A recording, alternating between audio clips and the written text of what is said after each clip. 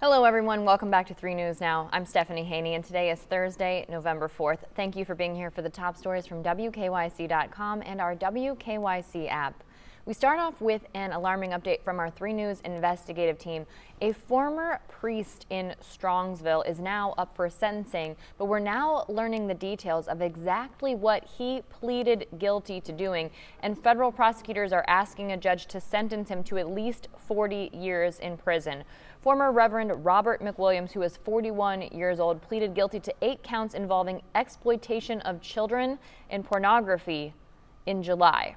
In a 26-page sentencing memorandum, acting U.S. Attorney Bridget Brennan, she is now for the first time providing the public with the full scope of McWilliams' crimes against several Northeast Ohio teenage boys.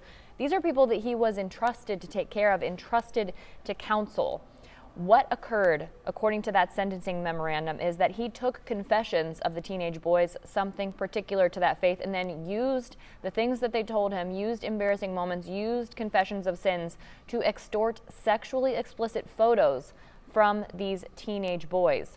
Now, McWilliams' attorney Robert Dixon is asking for a 15-year sentence, saying that there would also be significant parole supervision. Here's what Dixon said. Robert McWilliams is a good candidate for rehabilitation through therapy, and he will have ample time to engage in therapy while incarcerated.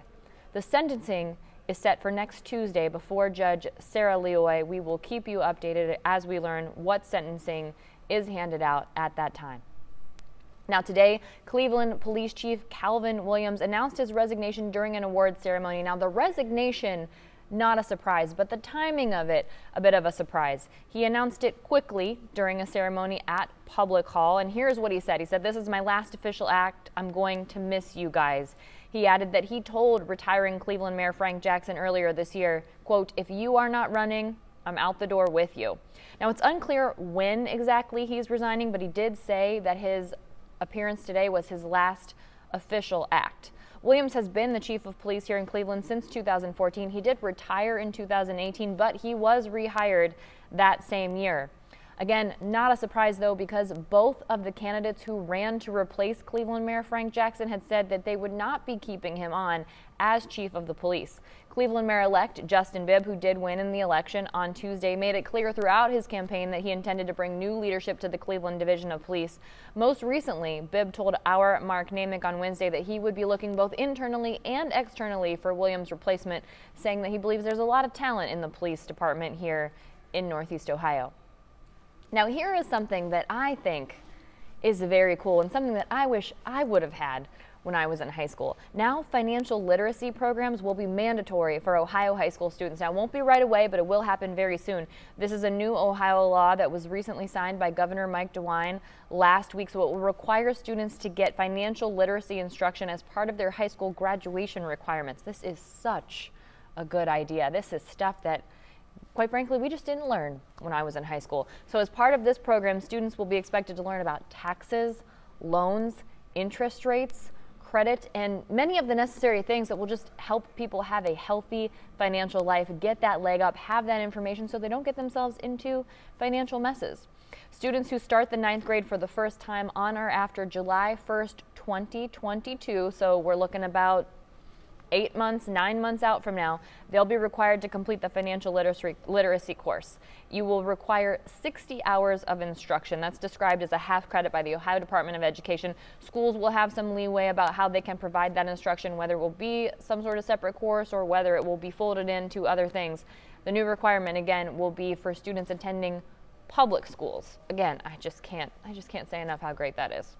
Really good move here in Ohio.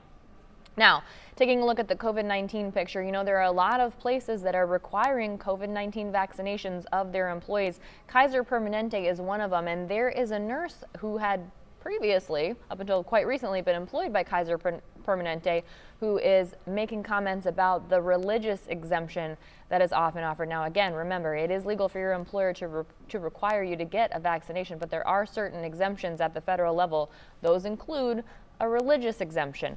Also, there is a physical exemption if a vaccine would actually harm your body. But nurse Tori Jensen, no longer now a nurse at KaiserPermanente, and she posted photos of herself on Instagram after she learned she was being put on unpaid leave and videos of herself, and she was hoping to claim the religious exemption, but that was denied by KaiserPermanente. Here's what KaiserPermanente said.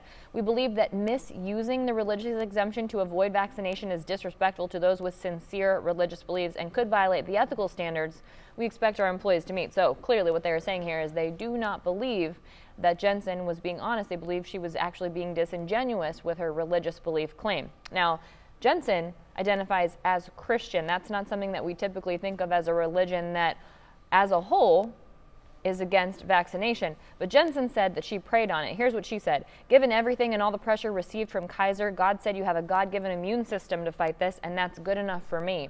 She went on to say, this is my livelihood. I feel I'm being discriminated against for my religious beliefs. I've never gotten COVID to my knowledge. I never put anyone in harm. I feel like I am confident. I have to test twice weekly. I wear an N95, that's a type of mask, and I take all the precautions. I've been a COVID nurse since the beginning. I'll keep doing that, just somewhere else.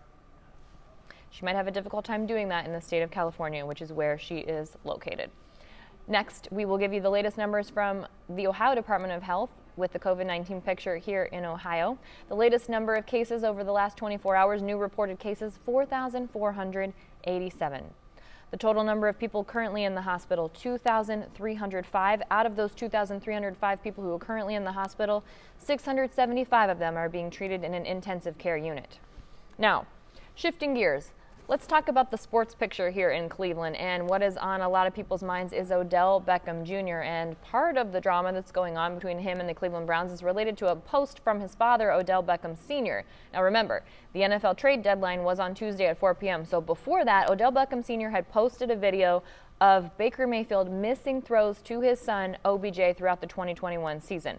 Well, after that happened, OBJ was excused from practice on Wednesday, and also he's been excused from practice again today. Well, now Odell Beckham Sr. is doubling down on that. What he did this morning was he posted a screen capture crediting the creator of that video, because a lot of people were wondering exactly who made that video, where it came from.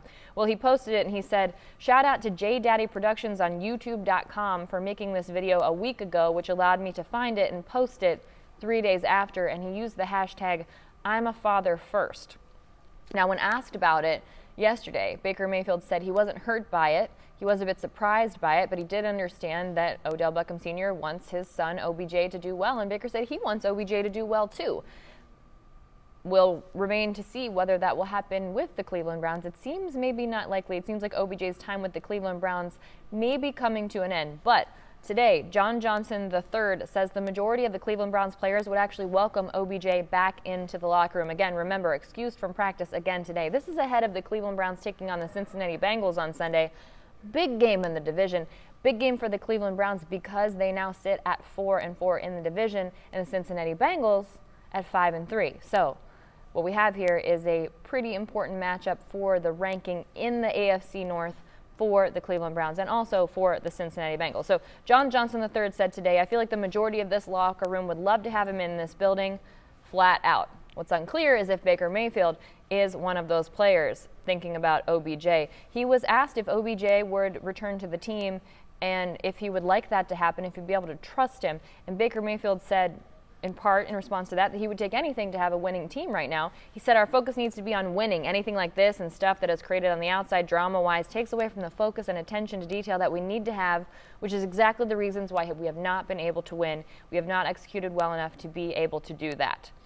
One thing is for certain, Browns fans are really hoping for a win on Sunday. It's going to be important and have big implications when it comes to a possible playoff run for the Cleveland Browns. So we'll remain to see what will happen with OBJ and the Cleveland Browns roster spot. What we also will remain to see is what's happening in the spot where the Wicked Twister is coming down at Cedar Point. But the demolition has begun. The demolition has begun. Park spokesperson Tony Clark said in a new blog post that the train is already off and the crews are disconnecting everything: power, controls, linear induction motors, sensors, etc. He said full demolition will begin in a couple weeks, and he confirmed that the ride will not be rebuilt. It's not going anywhere else. It's not going to another Cedar Fair park after it's removed from Cedar Point. It's being disposed of, not coming back anywhere. Those are words directly from Clark. So, what's next for that space? they are not saying. They said the park is preparing it for future development. They won't tell you what it will be, but they say more to come on that. And with that, with it being Thursday, you know we love to give you your midweek break for good news. The show is called It's All Good News. It drops every Wednesday at 1 p.m. on the WKYC YouTube page. This week, we introduce you to the local teacher who sang the national anthem at the Cleveland Browns-Pittsburgh Steelers game. That was on Sunday. Just an incredible voice there. We also talk a little bit about Gene Simmons, the bassist from Kiss, and his incredible hidden talent and what he's doing there, what he's doing with it in Vegas. That is so surprising that you might not know to look at him. Also, we love our reunions, and we have an amazing reunion for you in this week's episode of It's All Good News. So find that on the WKYC YouTube page, also on WKYC.com and our WKYC app. And if you are getting into the holiday spirit, you might be excited to know that the Trans-Siberian Orchestra will be performing in Cleveland at Rocket Mortgage Fieldhouse. That's coming up on Thursday, December 30th. 2 shows, 3 p.m. and 8 p.m. So you can be part of the early crowd or the late crowd. And for 25 hours, it started this morning, but it's extending until 10 a.m. tomorrow, Friday, November 5th.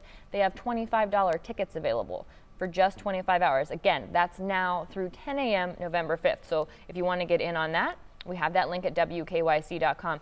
The reason for these $25 tickets is because the Trans-Siberian Orchestra is celebrating its 25th anniversary of their multi-platinum album, Christmas Eve and Other Stories. So, as time passed, people do get to take advantage of a special thanks to the Trans-Siberian Orchestra. And by the way, a portion of every ticket sold from the proceeds will benefit St. Augustine Hunger Center. And before we let you go, we have to celebrate the arrival of a new addition to the Cleveland Metro Parks Zoo. They have had their first baby gorilla born in the 139-year history of the zoo. And it is a boy. The boy was born on October 26th to mom, NECA, 23, and dad, McCullough, who is 34. Now, according to the zoo, NECA didn't necessarily show the maternal care, the maternal instinct necessary in order to take care of this baby boy. So the troop's eldest female, Frederica, or Freddie, who is 47, she stepped in. She herself, by the way, has raised 4 infants. She stepped in, she took over care of the newborn, and over the past several days, Freddie has been bringing that newborn gorilla to be bottle fed by Cleveland Metro Park Zoo's animal care team. We got video of the gorilla this morning. You can find it on WKYC.com and also in the WKYC app. And you'll be able to see that newborn gorilla very soon at the Primate Cat and Aquatics building. That'll be daily between 11 a.m. and 3 p.m. And of course, there will be a way for the public to get in on naming this new baby gorilla. Stay tuned for that. When we have that information from the zoo, we will absolutely bring it to you. And that's it for your 3 News Now update today for Thursday, November 4th. I will see you back here tomorrow with more 3 News Now.